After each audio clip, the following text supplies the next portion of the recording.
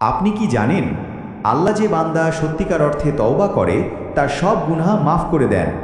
আসুন আজকের ভিডিওতে জেনে নিই কিছু হাদিস যা আপনার জীবন বদলে দিতে পারে। প্রিয় দর্শক, চ্যানেলটি সাবস্ক্রাইব করুন, বেল আইকনটি চাপুন এবং ভিডিওটি বন্ধুদের সাথে শেয়ার করুন।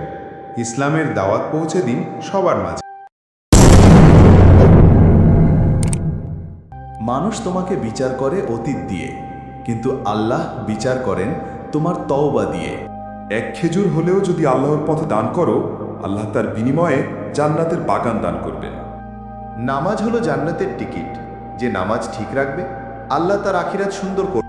রসুল সাল্লাল্লাহু আলাইহি ওয়াসাল্লাম বলেছেন, দুনিয়া যদি আল্লাহর কাছে মশার ডানার সমান হতো, তবে কাফের এক ফোঁটা পানি পেত না। তুমি যখন সিজদায় পড়ো, তখন তুমি দুনিয়ার সব কিছুর চেয়ে উঁচুতে উঠে যাও।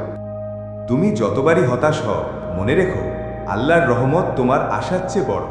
তুমি যত অন্ধকারেই থাকো, আল্লাহর আলো সবকিছু আলোকিত করতে পারে। যে বান্দা রাতে আল্লাহর ভয়ে কাঁদে, তার সেই অশ্রু আল্লাহর কাছে অতি মূল্যবান। কষ্ট যখন আসে, তখন ধৈর্য ধরো। আল্লাহ ধৈর্যশীলদের সাথেই থাকেন। তুমি আল্লাহর দিকে এক কদম বাড়ালে, আল্লাহ তোমার দিকে 10 কদম বাড়ান। মানুষ তোমার ভুল দেখে মুখ ফিরিয়ে নেয়, কিন্তু আল্লাহ তোমার তওবা দেখে তুমি যদি এক ফোঁটা অশ্রু ফেলো আল্লাহর ভয়ে, সেই অশ্রু জাহান্নামের আগুন নিভিয়ে দেয়।